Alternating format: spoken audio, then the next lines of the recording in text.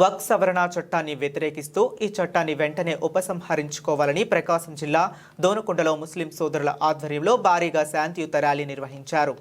ఈ సందర్భంగా ముస్లిం పెద్దలు మాట్లాడుతూ భారతదేశంలో ముస్లింల హక్కులను హరిస్తున్నారని, ముస్లింల వారి అభివృద్ధి కోసం ఏర్పాటు చేసుకున్న వక్ఫ్ భూములను, ఆస్తులను చట్టం రూపంలో ప్రభుత్వం దోచుకోవటానికి తెరతీసిందని, అలాగే ఈ వక్ఫ్ బోర్డులో ముస్లిమేతర సభ్యుల నియామకము తమ హక్కులకు భంగం కలిగించే విధంగా ఉందని, చట్టం అందరికీ ఒకేలాగా ఉంటుంది అని చెప్తున్న తరుణంలో కేంద్ర ప్రభుత్వం ముస్లింల విషయంలో మాత్రం మరోలా ఎందుకు వ్యవహరిస్తుందని అన్నారు.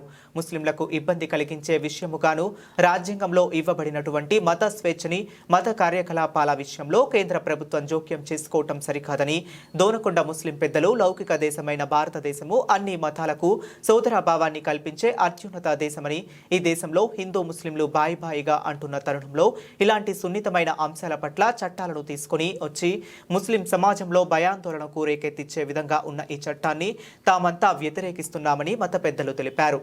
ఈ ర్యాలీలో ముస్లిం పెద్దలు, సోదరీమణులు శాంతియుత భారీ ర్యాలీలో పాల్గొన్నారు.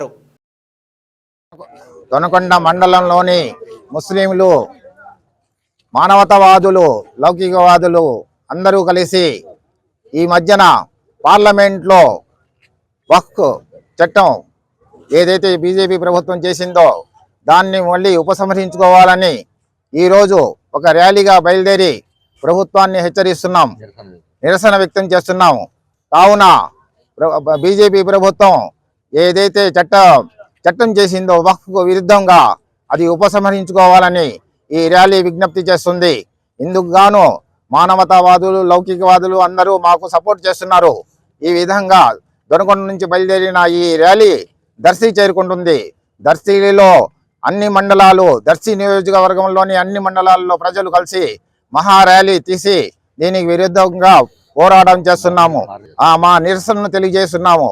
ఈ నిరసన ఇది ప్రారంభం నిరసన. ఇది ఆ చట్టం వాళ్ళు వాపసు తీసుకునే వరకు ఇది కొనసాగుతుంది.